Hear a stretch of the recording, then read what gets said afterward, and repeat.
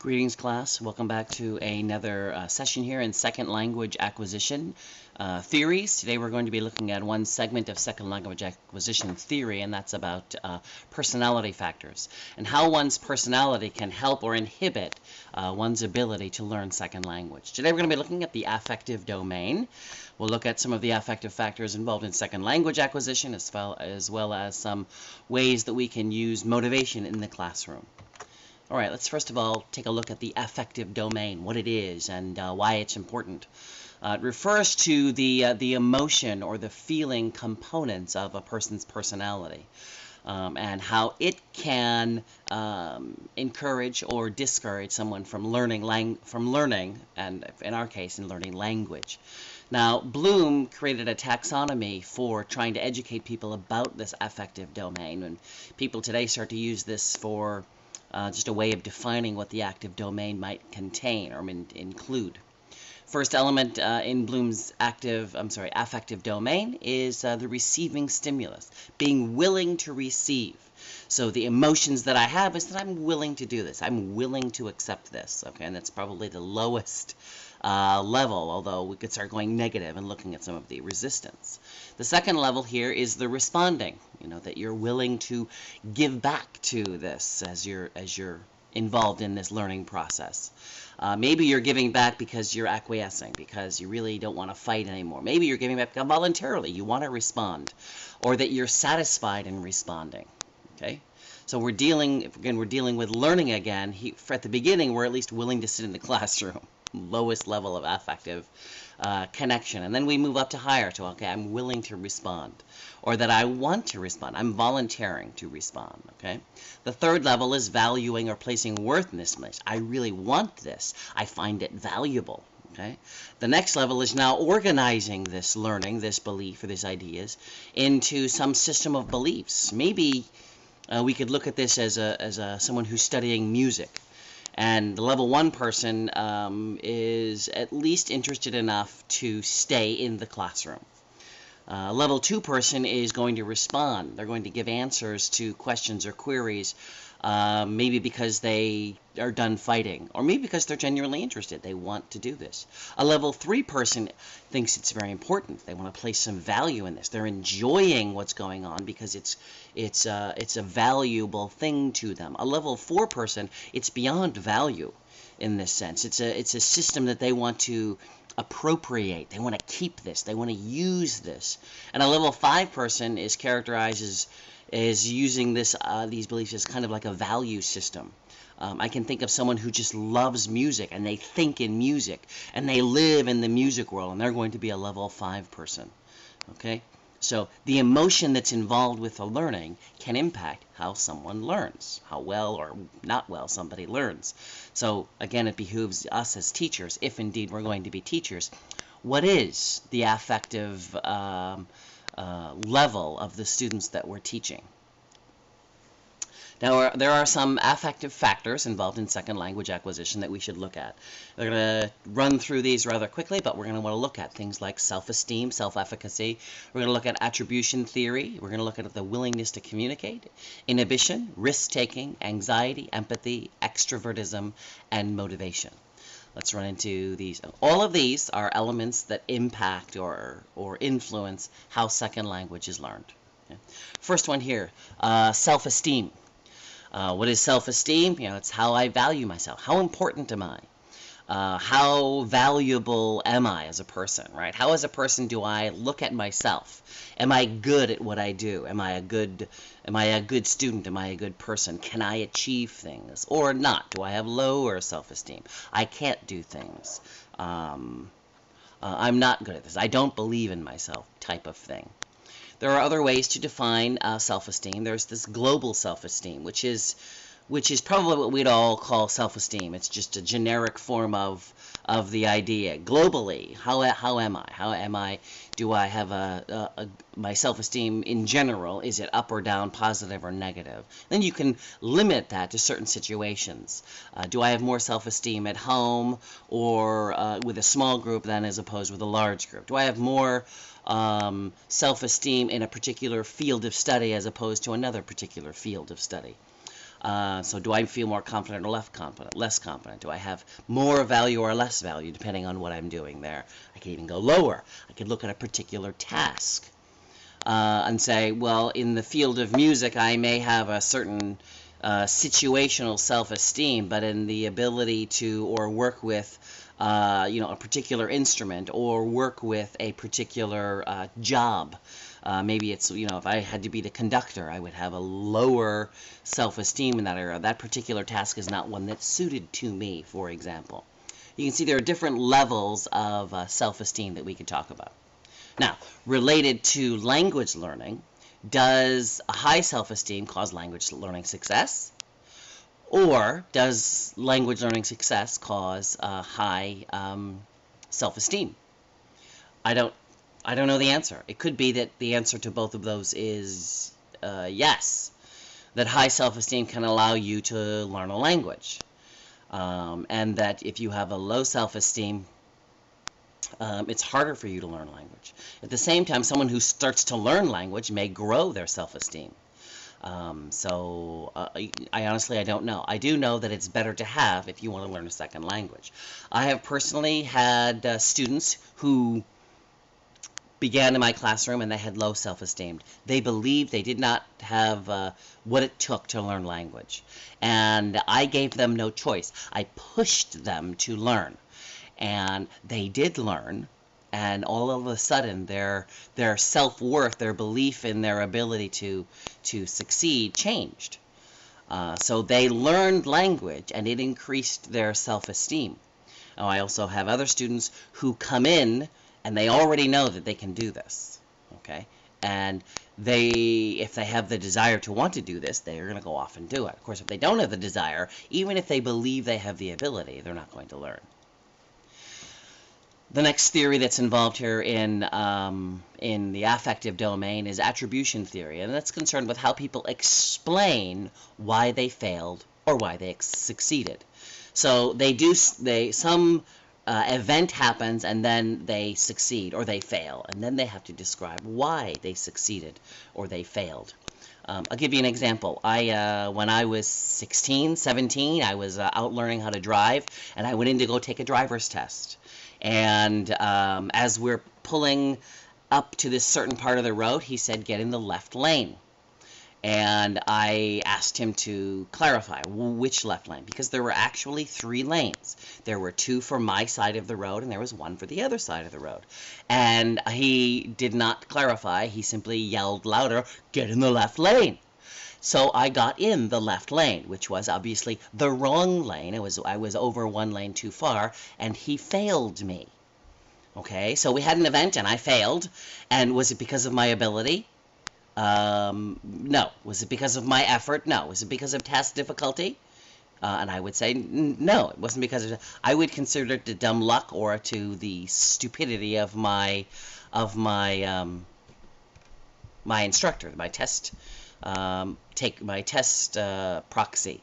He didn't. I didn't attribute it to my bad ability. Is my point. I had high efficacy. I believed I could do this, but something else happened. So I blamed somebody else. I blamed something else. So you want to know as a language teacher if someone has attribution right where they're going to think they have high ability, they have high effort, then that's probably something they're not going to blame.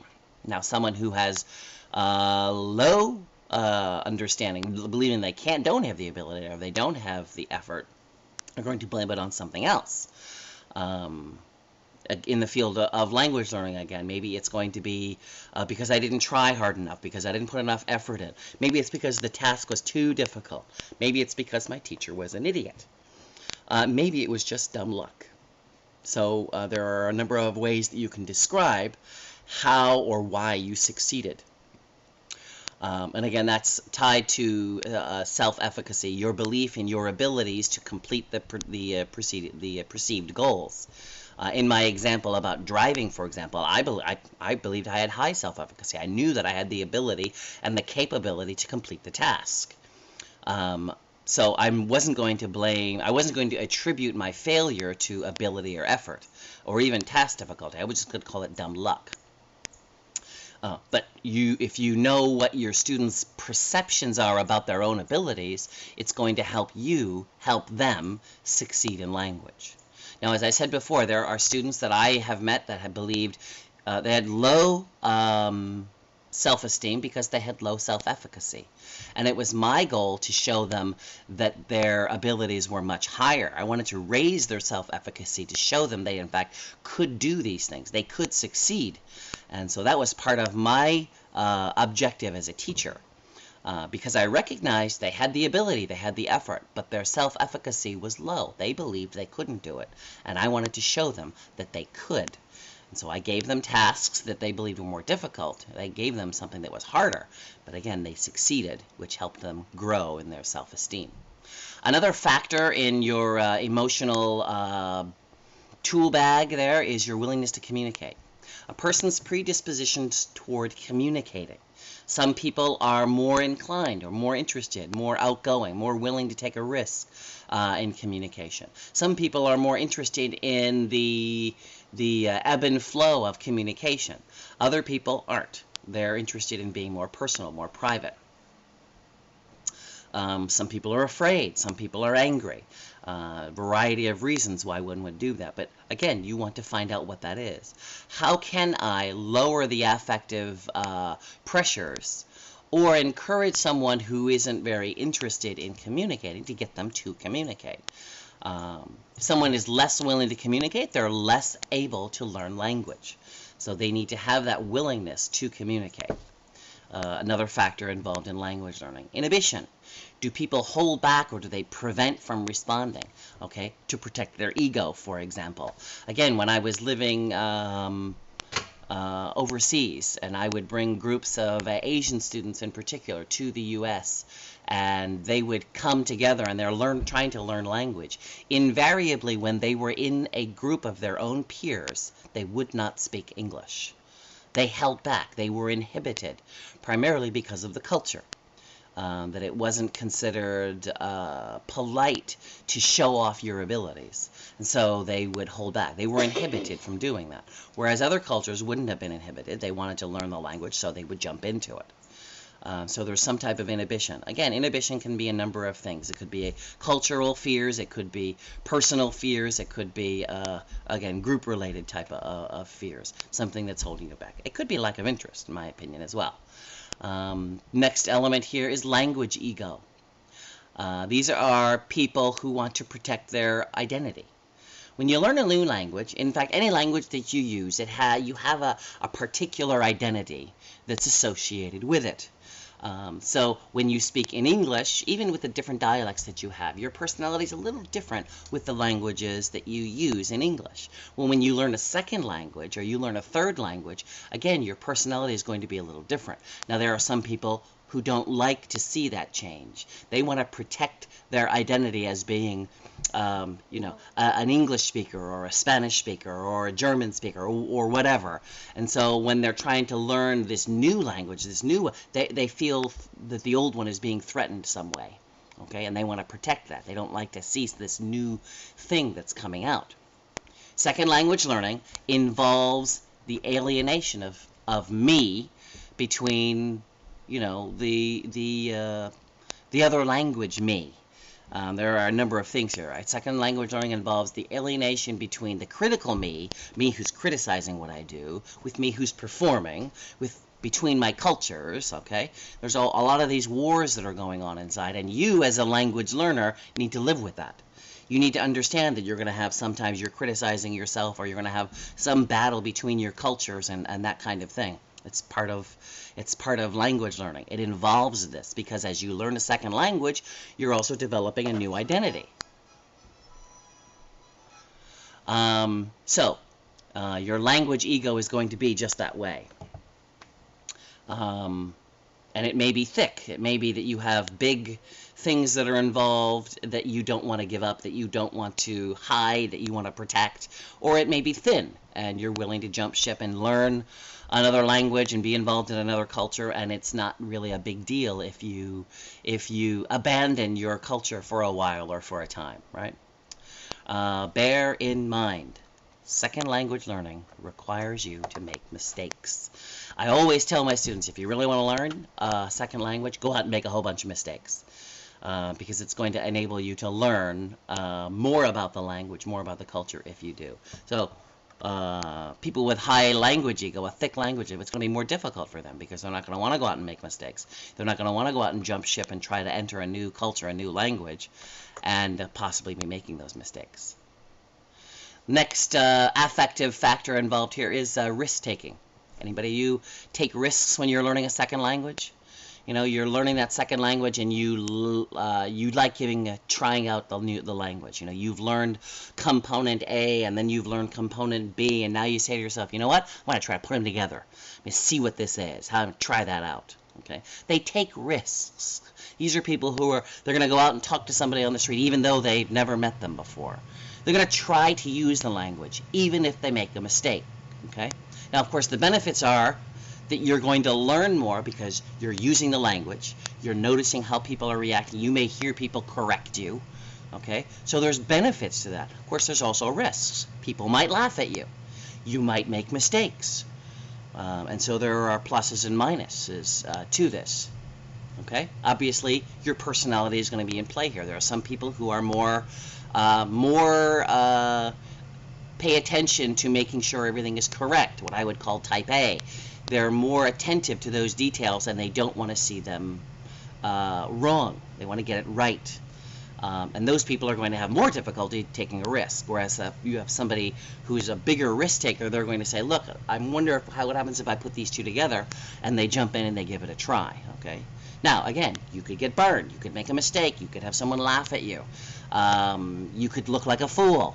And there are countless stories of people who said things and it wasn't appropriate. A friend of mine who was on the train in Japan, and he was a kind of a tall guy, and at one point the train got so crowded that he started being pushed away from his bags, which were up on the shelf. He wanted to get to them, but he couldn't, and when it came time for him to get off the train, he couldn't reach his stuff, and so he was asking, please give me that, right? Please give me that, you know. And he said it wrong, and instead of saying, please give me that, he was saying, please kill that, please kill that. Of course, eventually the people understood what he was trying to say, and they gave him, they handed it over to him, but it was rather embarrassing to have all these people look at him as he's trying to say, please kill this. So, taking a risk. It has benefits, but it also has drawbacks. We also have another element here, which is anxiety, and learning to live and or deal with anxiety. Two different types of anxiety that are listed in the literature, in second language acquisition literature. There's trait anxiety, and that's where you're anxious about one thing and one particular area. It's not a major thing. And you have state anxiety, where you're simply nervous all the time. You're worried all the time. Trait anxiety is where you're only worried about this little thing. It's a small, more individualized, more narrow type of anxiety. And then you again have state anxiety, and people who are anxious are going to have much more difficulty in learning language. Also have language anxiety, is a form of state anxiety. Has been broken down into three basic characteristics. You have communication anxiety, negative social evaluation anxiety, and test anxiety. Test anxiety obviously has to do with being nervous or worried about taking a test. You have communication on being worried or frustrated or nervous about communicating, and you're very scared about doing that. or it's worried about people laughing at you or making a fool of yourself, or having someone look at you in a way that isn't what you would normally think, and you're nervous about that, and so that may cause you to learn or not learn a language. That's what this next question is here. Is your anxiety debilitative or facilitative? Does your anxiety cause you to not learn or to learn less, or does it encourage you to learn more? If you have test anxiety, maybe what you do is it helps you to study more so that you become overly prepared. Or maybe it helps you to, encourages you to not study at all because you're so nervous. So if it doesn't help you, it's debilitative. If it does encourage you to do more, it's facilitative.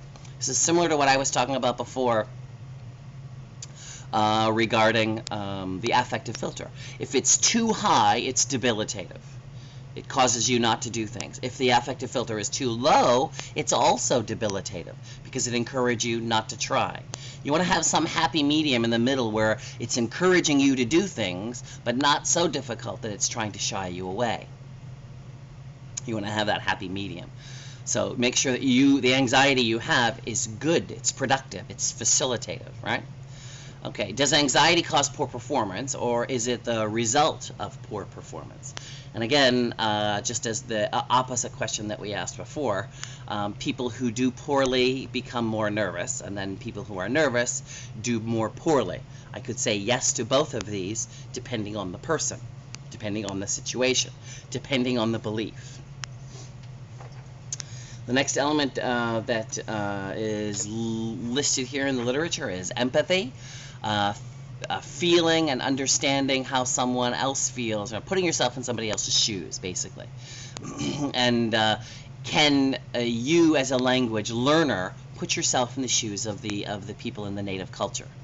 And can a second language learner display culturally appropriate empathy? Are you going to be able to feel for people in their culture properly? Now, part of this idea, for example, I can understand. For example, in my culture, when somebody is down or having a problem, we can feel for them. We can put ourselves in their shoes. We can do that by, for example, giving them a hug, to console them or to encourage them. Whereas in other cultures, that would be culturally inappropriate. So can they do that in this other culture? Can they put themselves in somebody else's shoes? And there are times where one can, and there are times where you don't understand because the culture is so very different.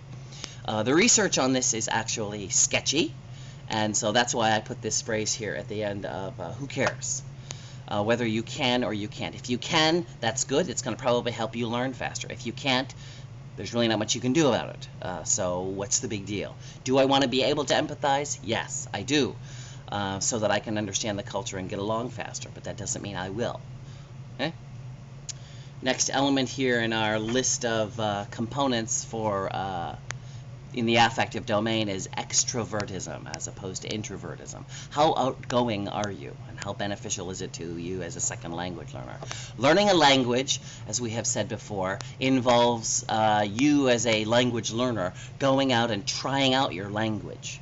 That means you need to have some courage to go out and try. People who are more introverted and have less courage to go out and try will probably benefit less. What segments of language learning lend themselves to extrovertism? People who are out there talking. So the speaking world and the writing world are obviously more of the extrovert area, and those people that are willing to go out and take chances and speak to people or write are going to gain more knowledge, learn language faster because they're willing to go do that. Now, that doesn't mean that in the intake areas, such as reading and listening, that the people who do a lot more reading and listening are going to benefit, and they're probably going to be more introverted. Now, it's the well-rounded person who does lots of listening and reading as well as speaking and writing. Okay? But someone who's the extrovert, who goes out and talks to people, who goes out and writes, they're going to benefit from being an extrovert.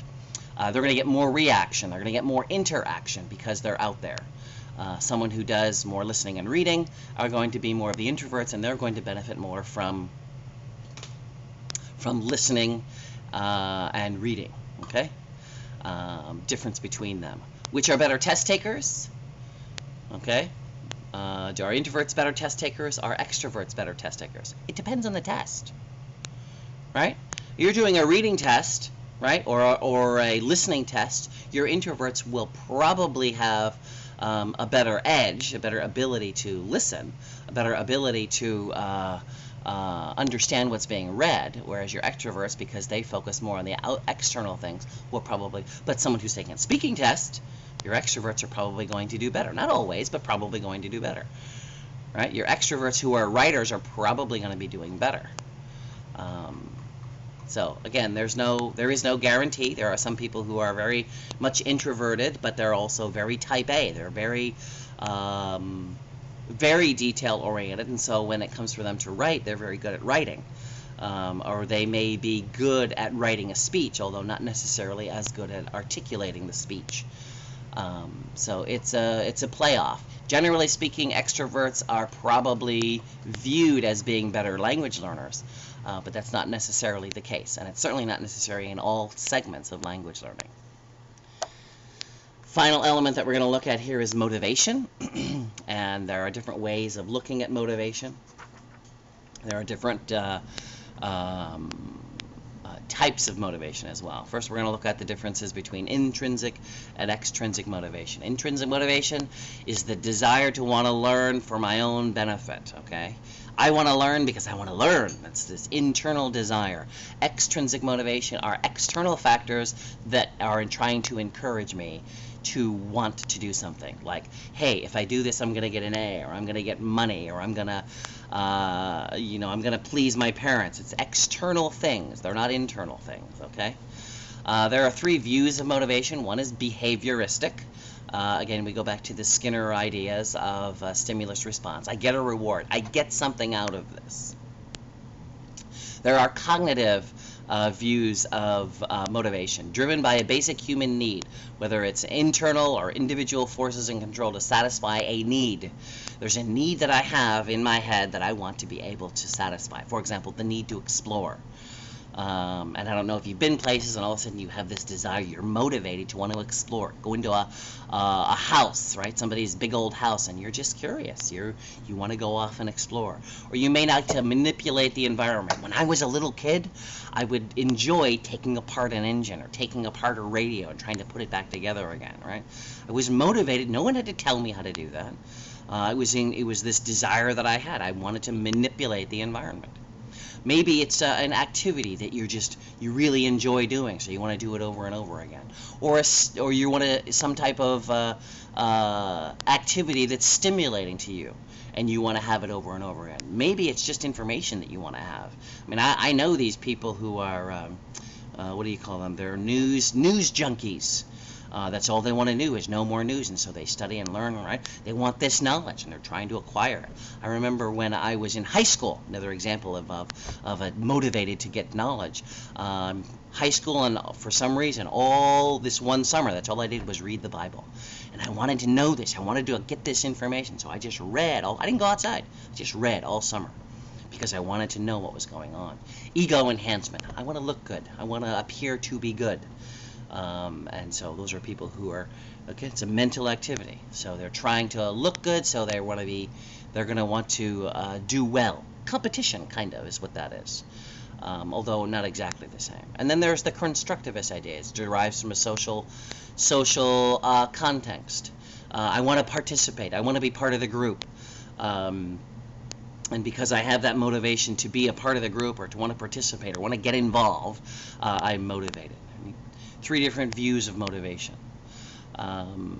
There has been a lot of research, and I know guys like Brown will talk about the disadvantage of internal motivation. I'm sorry, the disadvantage of extrinsic motivation over internal motivation. That we want to try to encourage people to be internally motivated, and that that's going to be a better learning system. And there's lots of research out there that shows that internal motivation is better than external motivation. What I have come to see And although I don't necessarily disagree with that, I also have come to see that there are many people who began with external motivation, and eventually it morphed into internal motivation. The example I often give is learning to play the piano. Now, I had a full time of 2 weeks learning to play the piano. That's all I did. But during those 2 weeks, what were the fun things I got to do? Yeah, I got to do the scales. La la la la la la la la la. I had to learn the scales, and it was boring, and it wasn't fun. And had I been someone who had parents who forced me to do this for the first 2 or 3 years of learning these types of things, I would only have gone because to please my parents. External motivation. It's the only reason why I would have done it. But I also know people who begin here. They begin with external motivation. They have to go because their parents tell them they have to go. But this thing eventually morphs into internal motivation. They enjoy doing it. And all of a sudden, when they feel down or unhappy, where do they go? They go sit at their piano and they play the piano. Now it's internal. Now they enjoy it. I've met people who go to church for the same reason. When they were kids, they were forced to go. Their parents made them go. And as they learned more about who God was and how He loved them and how amazing God was, and they changed. Now they wanted to go to church. So I have seen how things may begin externally, but they can morph into internal motivation. I've also seen how competition, it can be a great tool, especially for people who enjoy competition. Okay, now competition in many ways is an external motivation type of thing. I'm going to be better than you, right? This cognitive desire for stimulation or knowledge or ego enhancement, right? I'm going to give you a reward because you do this, right? And they're motivated, but at the same time they're learning whatever it is that they're supposed to be learning, and it can morph into this internal motivation. So this whole battle there, I don't know that I see anything wrong with external motivation. Certainly internal is better, but that doesn't mean we throw out external motivation at all altogether. Two types of orientations for motivation. One is instrumental, one is integrative. Instrumental motivation is that I'm doing this to get something. I'm doing this to get into college. I'm studying so that I can get a job. I'm studying so that I can pass a test. This is all external type of motivation, right? Integrative motivation is basically your internal. I want to integrate this language into my life. I want to integrate this language and culture into who I am. Because I'm moving to France and I want to live in France and I want to appear as a Frenchman, and so that's integrative. It's being integrated into my life. And so you've got the difference here between instrumental. I'm doing it so that I can get something out of it, whether it's so that I can study overseas, but then I go back to my original culture, or that I can pass a test so I can get this certificate, right? Okay, so I might have that instrumental, trying to achieve some instrument, or integrative, which is linked to higher ed. Interestingly enough, the instrumental, because there are lots of people who want to get a high TOEFL score so they can get into an American college, study in America, and then most of those people then go back to their respective countries. So, flow theory, I forget where it is in our literature, but let me describe it here. Flow theory is the mental state of operation in which a person is fully immersed in what he or she is doing by feeling of energized, focused, full involvement, and success in the process of the activity. And so here's a person who is fully immersed, right? They're very much integrated into what they're doing, and it's fun for them. It's a good thing, what they're learning. They're motivated in that sense because they have their flow and they're riding in it, in this idea. The literature that we're looking at also talks about some neurobiological effects, and there is a part of the brain that actually is being researched that has a relationship with language learning, and I forget the name of it. Let me go take a quick peek because it's an odd word. I don't even know how to say it. Amygdala, part of the brain, as you saw here in this picture, that's involved with language learning. or emotions involved with learning, or in our case, language learning. And there's research being done in that area. Some of it is interesting. It shows that how much reaction and whatnot's that's going on there, and how much that is activity that's going on there will show how much a student may be involved or emotionally involved in the language learning process. So the hope is that we'll see more research come out of neurobiological research on affect and language learning, so that it might help us understand better not only how the brain works, but how we can use that knowledge to stimulate language learning. There are some personality factor tests, and in our text on page 177, 178, there's the Myers-Briggs character types. And there are a variety of characteristics of a language learner, something like introvert or extrovert, someone that's more intuitive, someone who's more logical thinking versus somebody who's more feeling thinking, someone who's more perceptive versus someone who's more judging. These are often used just to help students identify, going back to the last lesson that we had about being cognizant of their learning styles. This type of personality test might help them recognize what their learning styles are, what type of personality they have, and how it can help them learn language. Successful language learners know their preferences. They know if they're more feeling or they're more thinking. They know if they're more of an extrovert instead of more of an introvert. So they should know what those are. If they don't, this would be a good type of test to help them try to figure out who they are in that sense, as far as their personality factors related to language acquisition. Anyway, a good language learner, they know their strengths and they know their weaknesses. They try to use their strengths to learn language, and they try to strengthen their weaknesses so they can become better language learners. So that's one reason why we would want to look at personality factors, personality types, and language learning. Again, something I would recommend at some point that you at least go through with your students, so that they can see where their strengths and weaknesses are, and they can try to strengthen their weaknesses to help them become better language learners. Now, let's look at motivation in the classroom. There are a lot of factors involved in language learning. Most important of these would be these extrinsic ones, like curriculum. It's not something that they control, right? There are goal or requirements that the school or the teacher has already instituted beyond the student's control. There are course goals, which may be selected by some of them may be selected by the students, but most of them aren't. They're going to be selected by the teacher.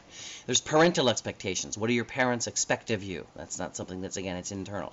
Standardized tests that students need to take. There are any number of other factors as well that are outside the student's desires, outside of the student's internal motivation, but they exist there and they have to deal with them. So these are factors outside. There are obviously intrinsic factors, but you as a teacher, if you're going to be a teacher, you should find ways to create activities that are motivating to your students. Okay? That means that you need to find out what they like. That means that you should probably find out what interests them. Right? What motivates them? What gets them interested in language? That means you're going to have to do some hunting. You're going to have to find out what they're interested in. Do some research about their persons, their personalities, their likes and dislikes. It may also mean that some of the course goals that we were talking about earlier, you don't pick them. Let the students pick them. Give them some ownership in the classroom, so again, they're more motivated to want to learn. The next thing that you can do to increase motivation is to create measurable goals. You're going to have course goals. Make sure you can measure them. Make sure you can measure them primarily so that your students can look back and say, oh my goodness, I did this, I achieved this. And they can specifically see it because it's a measurable goal. Make sure it's also an achievable goal. You may be able to measure it, but it's so difficult they're not going to be able to get to it. Okay? You may want to take, if it's a goal that's very big, break it down into 5 or 6 pieces so that it's measurable and in chunks so that they know they can actually progress. Okay, having measurable goals, having achievable goals are going to be big pluses for your students. Okay, and then follow the 10 Commandments rule of second language learning motivation. Have a list of 10 things that you're supposed to do to help you learn language. List of learning strategies, for example, that you might put on the wall to make sure that it's in their face so that they can see it every week, so that you can encourage them to use those strategies, to use their strengths and their personality to continue learning language. That's what this whole idea about the 10 Commandments is. And that's this chapter on personality factors. There are a number of them that you saw. The main ones that you want to be able to remember are these elements here, this idea of self-esteem, attribution theory, the willingness to communicate, the things that get in your way, that inhibit your learning, students who are language risk takers, the role of anxiety, the role of empathy, how extroverted or introverted are you, and what's your motivation. Those are the main things that you're going to want to be able to cover if we're going to be describing this. And when you go to talk to your students, again, next time you go out and you meet with them, you can talk to them about these. Talk to them about their motivation. What is motivating you to learn language? Why did you want to do this? Or what was your self-esteem when you started? You know, how did it change? Are you a risk taker? Would being a risk taker help you learn language better? How did you deal with anxiety? Any number of questions that you can ask your contacts so that you can learn more about this language learning process. And I encourage you to do that for this next segment. Okay, and that's all I have. If you do have any questions, please let me know. You can get a hold of me via email. You can get a hold of me via Skype. And I'm in the office on Mondays and Tuesdays. And I hope you have a nice day. Bye-bye.